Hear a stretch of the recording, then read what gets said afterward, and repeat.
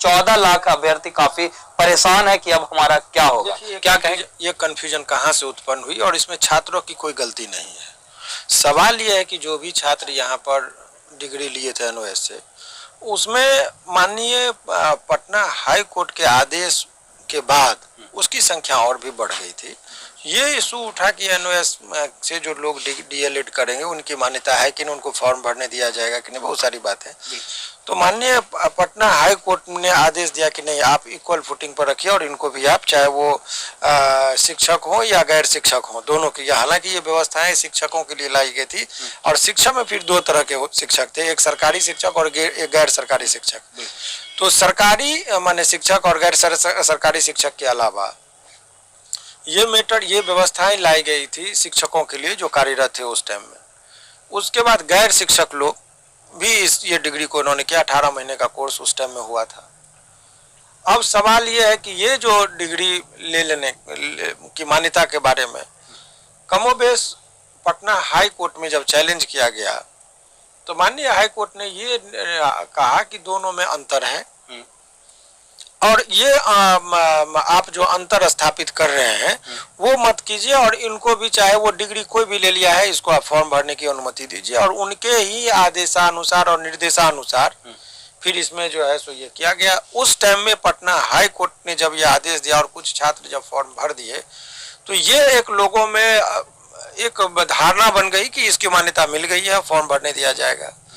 तो उसी टाइम में उस जजमेंट से यदि आप संतुष्ट नहीं होते हैं हाई कोर्ट के जजमेंट से, तो एनसीटी को उसी टाइम में क्या करना चाहिए, सुप्रीम कोर्ट चले जाना चाहिए था उस ऑर्डर के खिलाफ। बिल्कुल, वो वहां पर एनसीटी के तरफ से इसमें अपील में नहीं गए।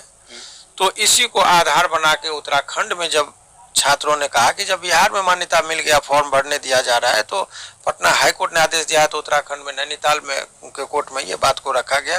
तो हाई कोर्ट पर उन्होंने सहमति जताते हुए पटना हाई कोर्ट के जजमेंट का हवाला देते हुए कहा कि इनको फॉर्म भरने दीजिए। तो वहां से भी मान्यता मिल गई तो और लोगों को आत्मविश्वास जगा कि नहीं, इनकी मान्यता, और लोग डीएलएड करने लगे। इसी बीच में वहाँ हाई कोर्ट गुजरात में जब ये तब उत्तराखंड में जब ये बातें आई तो वहाँ के खिलाफ एनसीटी जो है सो चले गए सुप्रीम कोर्ट। और वहाँ पर अल्टीमेटली ये डिसीजन आया कि ये जो व्यवस्था एनओएस से जो डीएलएड करने की जो बातें थी, ये बातें केवल जो कार्यरत शिक्षक थे उनके लिए था, ना कि गैर शिक्षक के लिए था। और उन्हीं के लिए विशेष व्यवस्थाएं लाई गई थी। बहुत विस्तार से ये जजमेंट हुआ।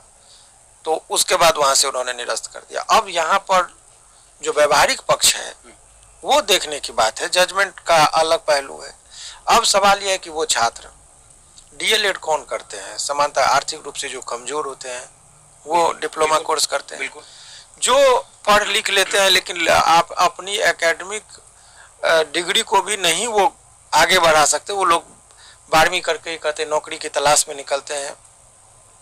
तो ये लोग जो है सो कोई जमीन बेच के, कोई लोन लेकर, कोई कर्जा लेकर इत्यादि करके लोगों ने अपने बच्चे को करवा दिया इस उम्मीद के साथ कि उनकी नौकरी होगी, हो जाएगी। इनकी उत्साह तब तिगुनी बढ़ गई जब माननीय सुप्रीम कोर्ट का ही एक जजमेंट आया कि अब प्राइमरी टीचर में केवल डीएलएड वाले ही आएंगे, तो बीएड वाले को हटाया गया। इन लोगों की उत्साह और तिगुनी हो गई और बहुत सारे छात्रों ने एडमिशन ले भी लिया उसके बाद, और कि डीएलएड पे ही अब ज्यादा ये है। बहुत सारी बातें हुई। अब ये जजमेंट के आ जाने के बाद लोगों में लगा कि अब उनके डिग्री का क्या होगा, जिन्होंने लोन लेकर गरीबी में अपनी मजदूरी करके किसी का फादर ये सब इत्यादि से उड़ दिया, तो उसके पीड़ा को तो कौन समझेगा। तो कोर्ट को आप कुछ कह नहीं सकते, उनका जजमेंट रूल पर होता है। रूल कौन बनाती है? गवर्नमेंट। तो अब उस रूल में संशोधन करने की शक्ति जो है सो सरकार के पास है।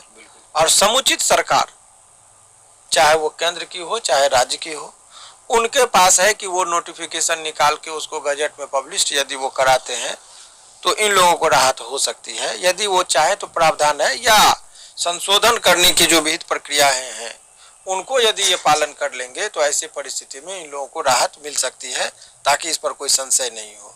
लेकिन ये सरकार की भी अपनी एक मर्जी है।